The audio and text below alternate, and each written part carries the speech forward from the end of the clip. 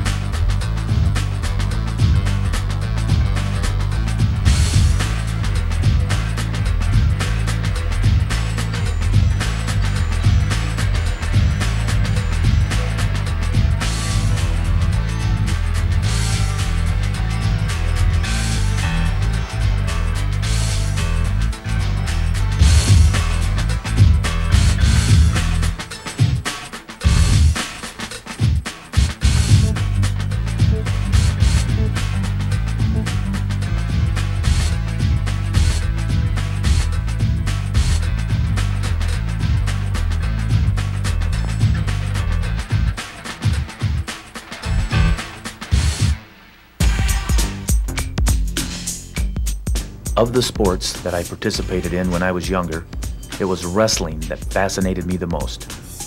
It was a sport in which I was totally dependent on myself in one-on-one competition. It involved so many athletic components, but what I loved most about it was how tough it was. I knew it was tough when I first started wrestling, but I also knew that the way to win was to make it tougher for my opponent. He never lost a meet in high school. He was the best wrestler that ever coached in high school. With Daniel, he won just about everything.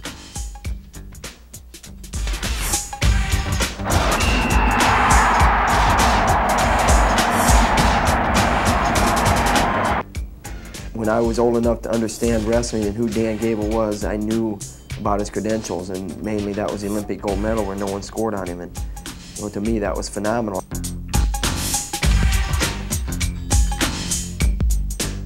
I think the most inspired I've ever been was probably in 1972 when Coach Gable won the gold medal.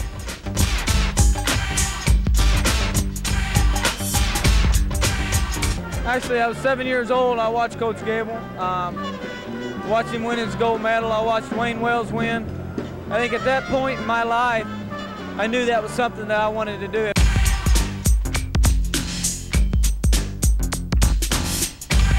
Coach Gable is probably a much better coach than he was a wrestler, and he was a great wrestler.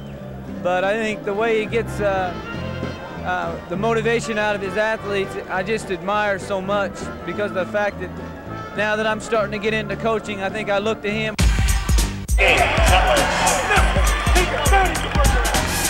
He's the greatest coach in the world.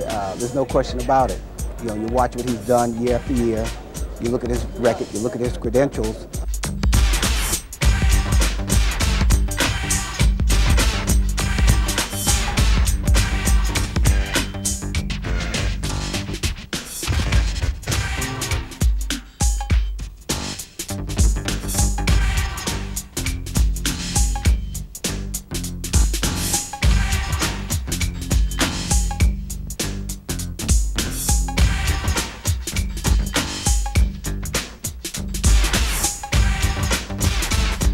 He's built a program at Iowa that I'm sorry to say is second to none, and we're coming after him, but he's there. We've got to elevate ourselves to him. As a coach and a spectator in wrestling, I get most excited when both athletes step on the mat thinking they can win. It's either you or him. It's that simple, Zap. It's either you or him. One of you got to do it. One of you got to hold up. One of you got to take it to the other guy. One of you is, some chances are one of them's going to break. And if neither one of them breaks, then it's just the guy that gets after it the most and makes his own breaks. The best wrestlers are those that know they are going to win.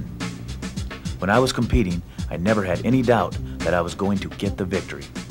To this day, I only let athletes compete for me that go out to wrestle thinking that they are going to have their arm raised at the end of those 7 minutes. When both wrestlers think they are going to win, that's when I know that I'm going to get excited because it's going to be a great match. Interesting thing about it, though, if that other guy over across the way is thinking the same thing, too. If he's thinking the same thing Dan Gable's thinking, and he's thinking the same thing, hey, boy, that's a dogfight. You're really going to have a dogfight out there.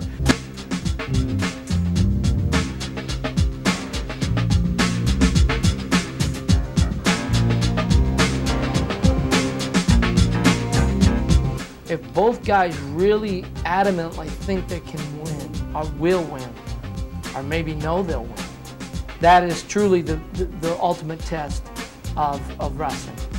Senior Jeff Prescott, with the Hawkeyes, senior ranked #1 in the nation with a 20-0 record, Terry.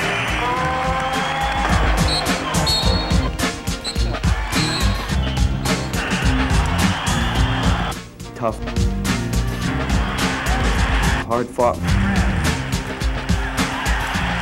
match.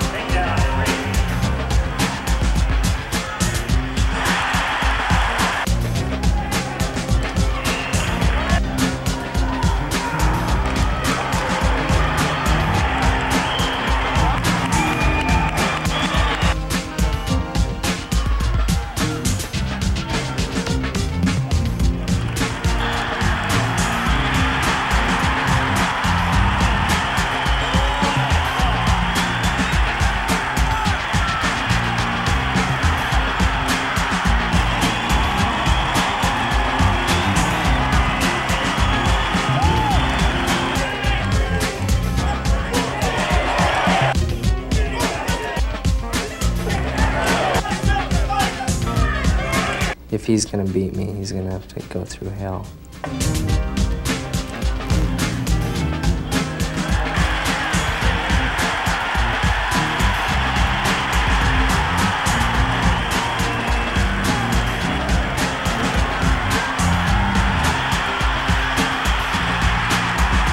Just keeping pressure on him.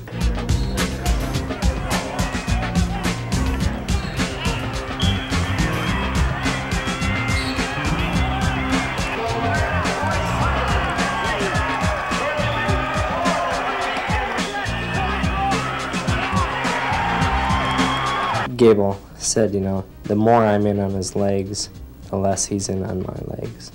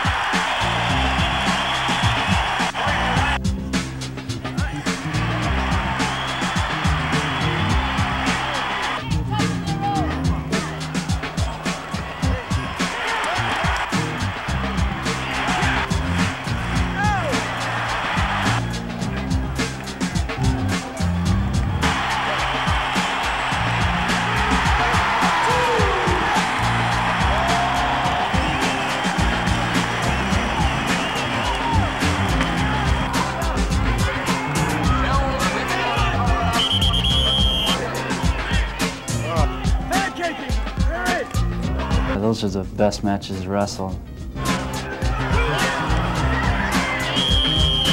Both guys are going at it real hard, and the blood's flowing.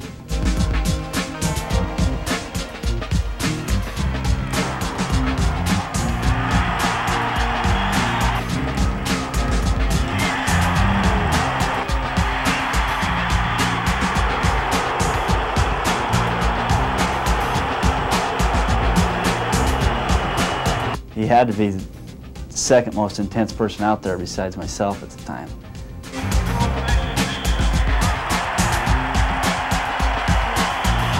It's just like he's wrestling the same match.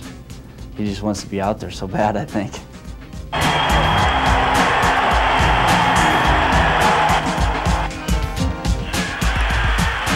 I love that kind of a match.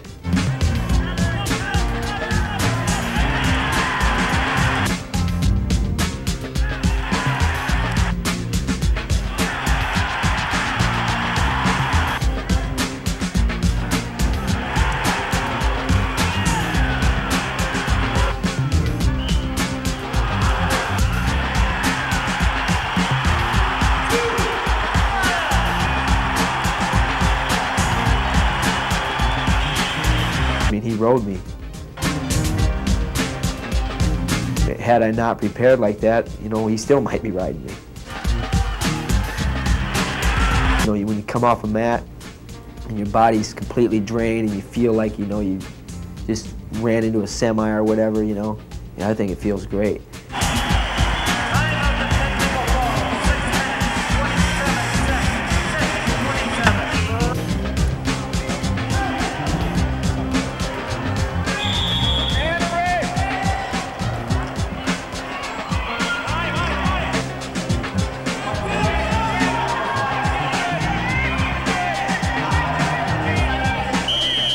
And he was just a tough guy to beat. He's a real talented kid.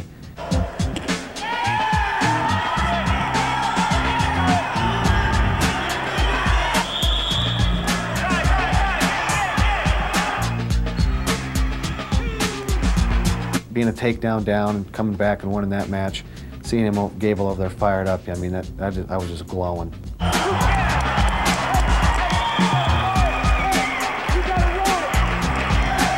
You do it for yourself, but when you look over there and you see Gable, you know, jumping around and in his fit there, you know, it's all worth it.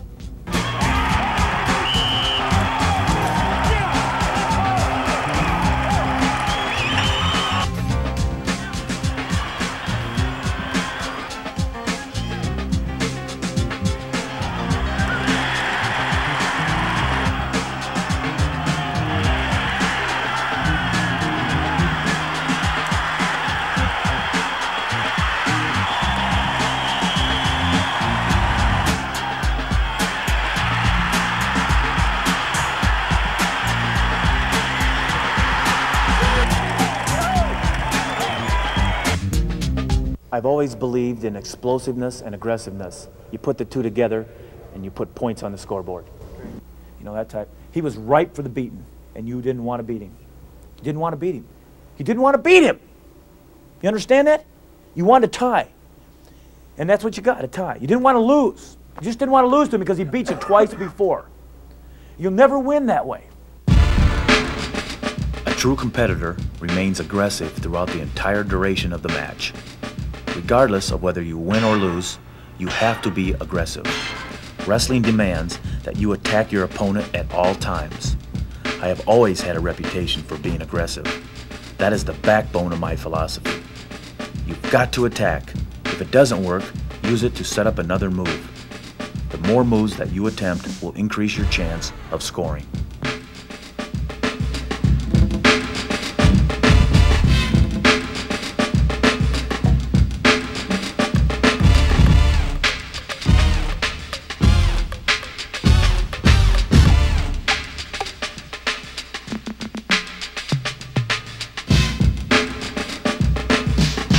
It's showtime when you step out on that mat, you know. It's time to perform, and it's have a good time when you're doing it. Gable forces, or not forces, I should say preaches a relentless attack, whether it's a defensive attack or an offensive attack. What I mean by that is front headlocks or offensive shots. And when you hit something, you hit it hard. When you go with a style, you go hard, you go hard, you go hard, and you don't stop until the match is over.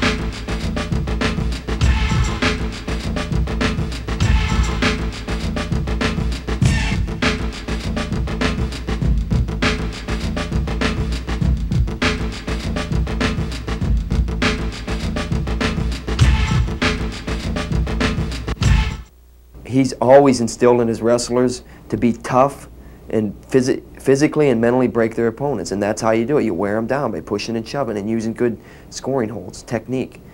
And I was never a great technician, so I made up for it by brawling. When you got the artillery, you better use it.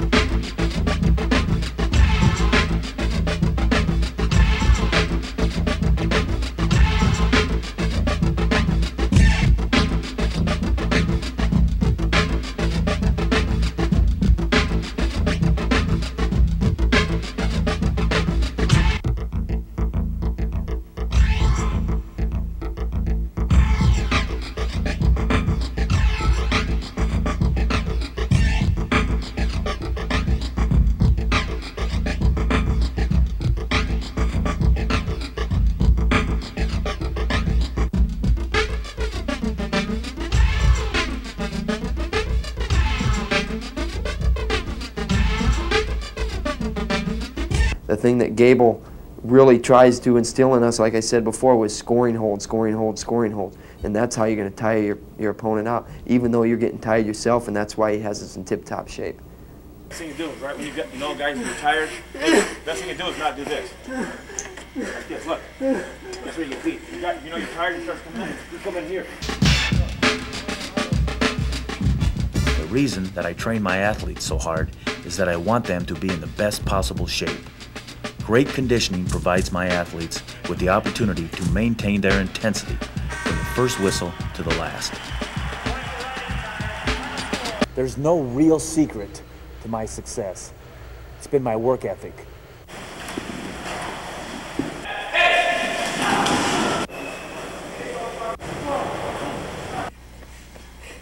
Again, that's Coach Gable's philosophy. Hard work, it solves anything, and it does. I mean, look at him. To be the best, you have to outwork the best. You know, every day I think about, well, somebody else is doing something, you know, and I got to do more than what they did this day. I think his whole philosophy basically is to outwork your opponent. You know, there's no substitute for hard work. You know, his workouts are tough. He knows right what you need. You know, if you need pushed hard, he's going to be there with his little bat hitting you in the butt and hitting you on the head and getting you going. Just a mental edge. He pushes you to those mental edge. You know, I think, you know, I might give myself credit for thinking of something like that, but it all goes back to him and trying to outdo everybody else. Just, it's hard work, is all it is.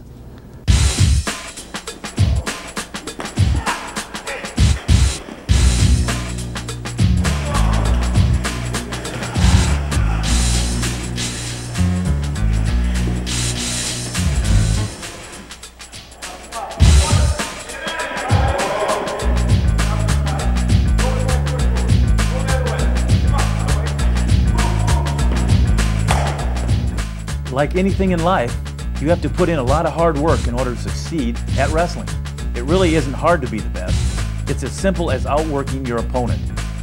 He will outwork any other coach in this country or in the world. My matches were won, you know, at 10 o'clock at night when I go into lift by myself, or at, you know, 7 o'clock morning runs that Gable put us through when we're carrying people upstairs. You've got to be an unbelievable amount of confidence in yourself and in your work ethic to be able to step out onto a mat in an arena and know you're going to win, not just think you're going to win. I always remember what Daniel always said. If he would, as he was getting ready, or he was getting himself jacked up, or he was getting that adrenaline flowing and all, as he was looking over, he'd always say, "Hey, I've worked harder than that guy has. I know more than he does," and they go on and on and on and on. And so I'm going to beat him. I haven't been able to maybe maintain the intensity. I marvel at Dan and the way he coaches, the way he competed. You know, every once in a while you like to back off and get away from it, and I don't think Dan ever likes to do that. I've never seen that in him at all. I think when he gets away from wrestling, he misses it and he's planning something else. And that intensity is something that amazes me. Human tendency is to look for an easy way of doing things. People put in a lot of time and effort into looking for shortcuts. As a coach, I look for wrestlers with talent. But more importantly, I look for an athlete with a strong will to work. When we were choosing schools and Gable was here, we knew that his perspective on training and things like that was identical to ours. You know, it all boils down to, it really does boil down to work ethic, and that's what Gable preaches, and it's real simple. You can't preach it enough.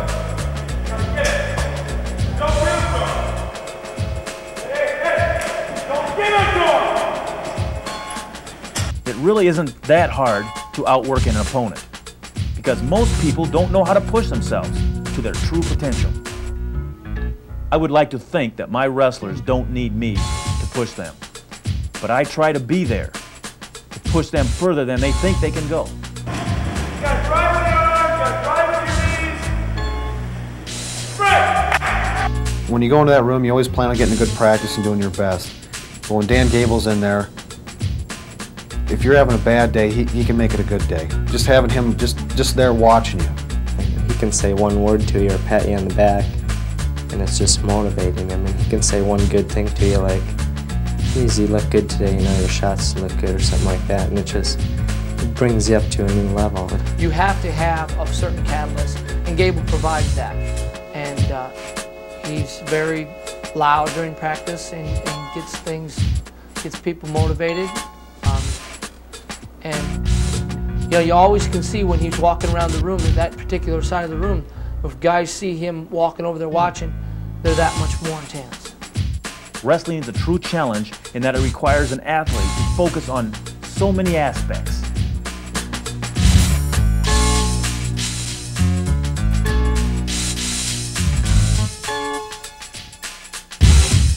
Mentally preparing. Oh, you have to believe that you are the best. Just a mental edge. Intensity.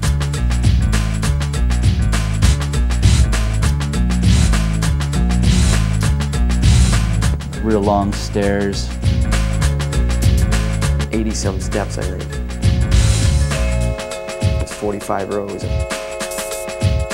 Your buddy carries us. Carrying a guy on your back.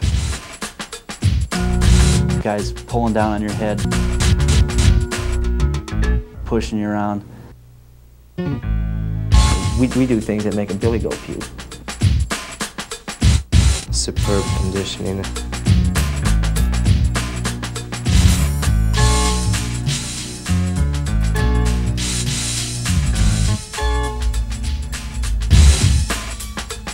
Weightlifting.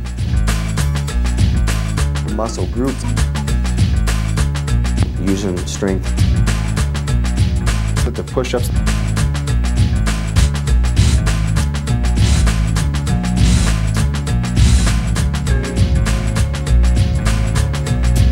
Use technique. Single this side, high crotch, double, snap down.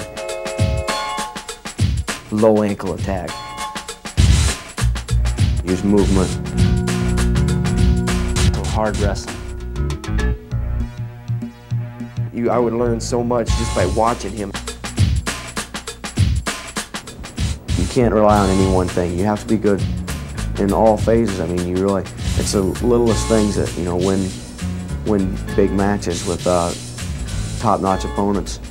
When I was wrestling, I never let one free moment in the day pass without preparing for competition. I used every moment as an opportunity to distance myself from my opponent.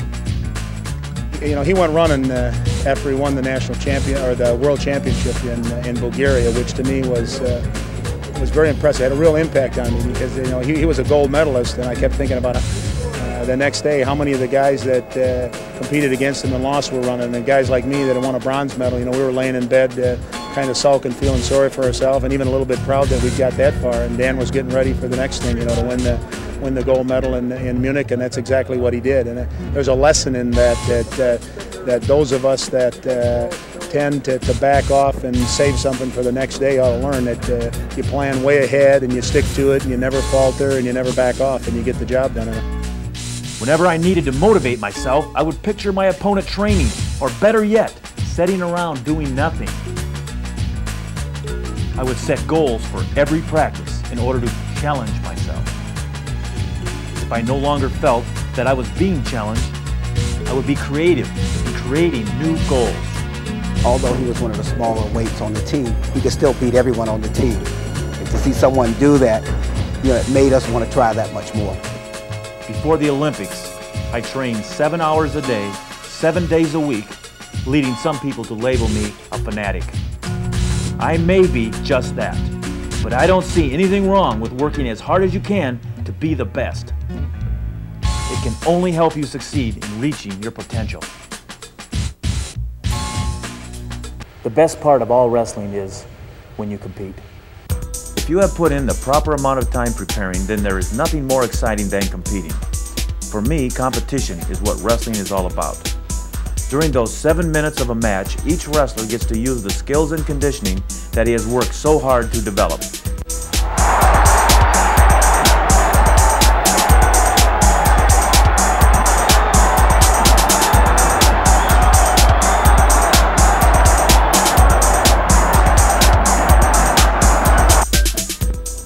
Before every meet, I assemble my team to get them ready for the main event. I remind them that they can be confident since I have made sure that they have outworked their opposition. It's a big round, guys. It's a big round. I'm very confident in you. I'm very confident.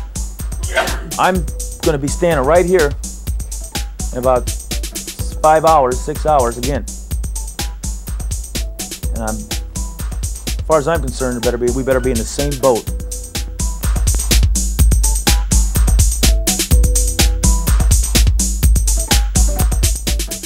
Good wrestlers are able to visualize their opponents as they warm up. No matter what happens, you do what you're capable of doing. Don't get into the meet until it's your time, and get into it and get after it. We got to get down there. Got Nerem on there, I don't know how he's feeling, don't matter. Once I feel my team is ready, then we leave the locker room and head for the arena. And usually, you know, being the first wrestler, I'm at the front of the pack when we come out of the tunnel, and the fans just stand up, and it's just an explosion of people screaming and yelling, and it's just really an unbelievable feeling. Well, I get goosebumps about every time I run out there.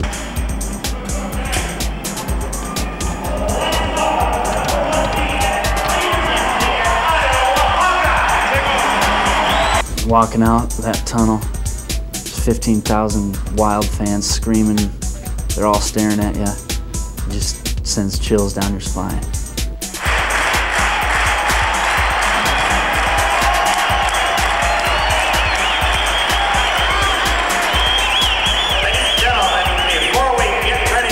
Just that whole crowd, that was ecstatic. I mean, you could just feel the energy in that place. When we are wrestling at home, there is no doubt that we have an advantage because of our strong fan support.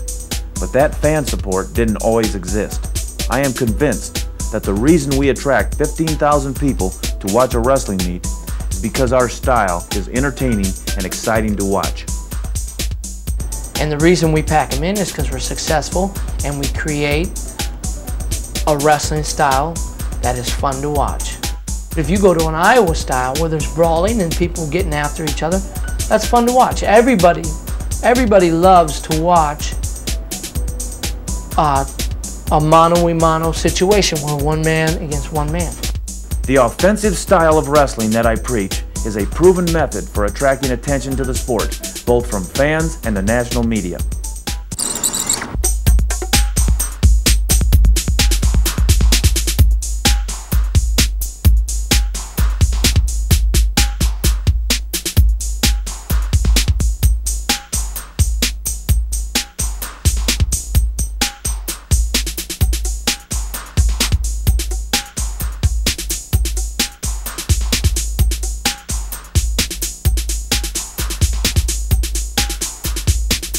The thing about losing is that there's so much pain involved.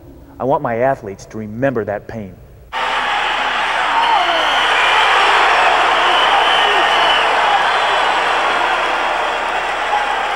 Coach Gable, he can motivate a guy to do anything. Sometimes it's real hard to come back, say at a national tournament, to come back from a loss.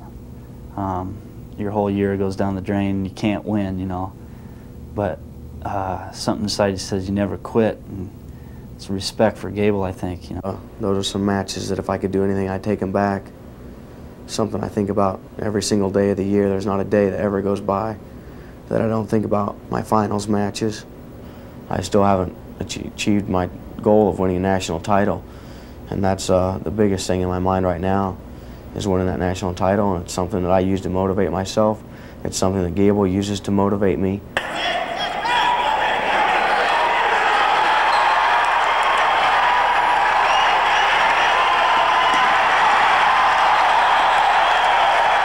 And he knows you're hurt. I mean, you just got pinned. I mean, everybody's going to hurt, from a 3-year-old youngster to a 2-time national champion. One of sport's biggest benefits is that it teaches an athlete to deal with adversity. Adversity builds character. Whether you lose and are faced with a problem, you have to challenge it head on. I have always been the type of person to turn a negative situation into a positive one. When I was 15 years old, my 19-year-old sister, Diane, was raped and murdered in our own home. I could have dwelled on the negative aspects of this incident, but instead I have tried to use her death to help me in directing my life. I make certain decisions by evaluating whether or not they will make her proud.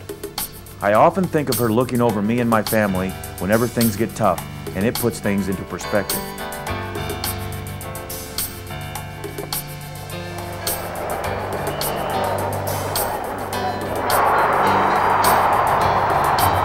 In 1970, I encountered my biggest athletic obstacle. After winning 181 straight matches through high school and college, I found myself in the NCAA finals once again. It was to be my last win of my undefeated high school and college career, but instead I lost for the first time.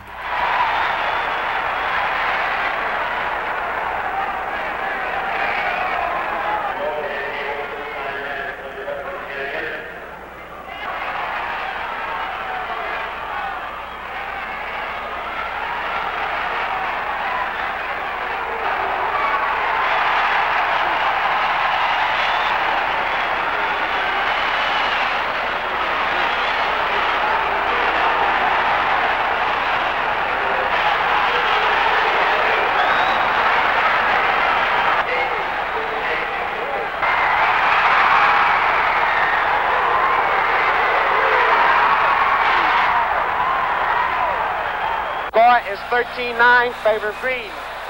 Ready? And Dan Gable is bewildered by the score. There it is! 13-11, and for the first time in high school or his intercollegiate career, Dan Gable, after 181 in a row, has lost to the sophomore from the University of Washington.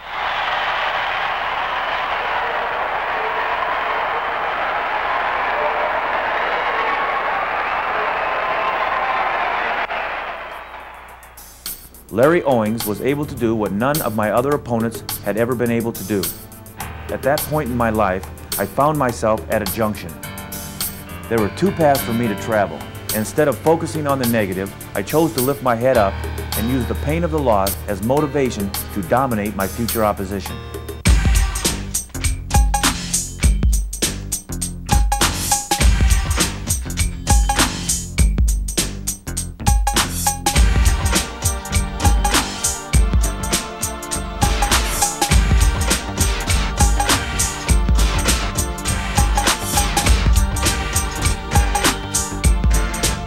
I often tell my wrestlers that although I don't like them to lose, it isn't as bad if they have put forth their best effort. If you do lose, evaluate and learn from it. You can't go back and change it, so use it to go on and to help eliminate previous mistakes.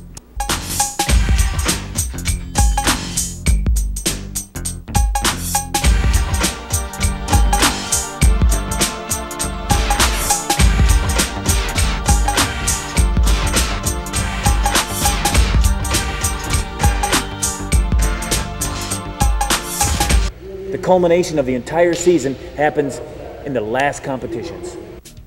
Like any sport, the wrestling season lasts for several months. But the only thing that really matters is the championship tournament that takes place at the end. Although there are rankings and one-loss records, none of these things matter once you make it to the championships. Every individual has a shot at becoming the champion.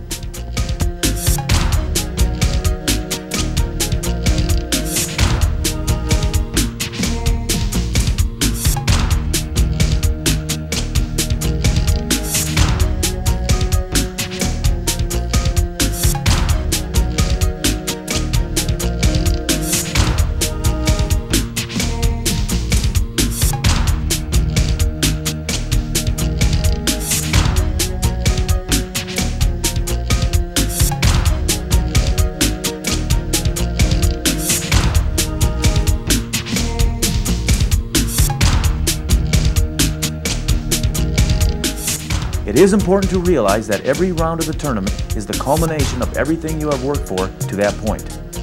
If you have been dedicated and put in the time required to be the champion, then that will be the result.